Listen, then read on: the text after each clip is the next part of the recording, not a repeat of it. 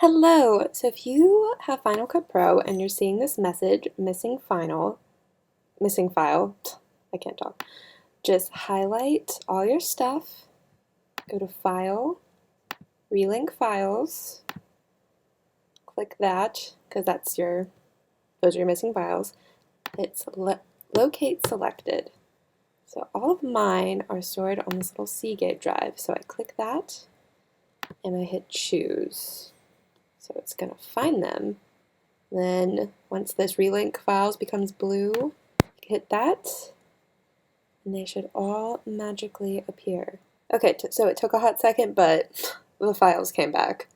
It was really weird. I had to click on my actual hard drive for them to come back. So anyway, if you ever have run into that issue with Final Cut Pro and missing files, I hope this video helps.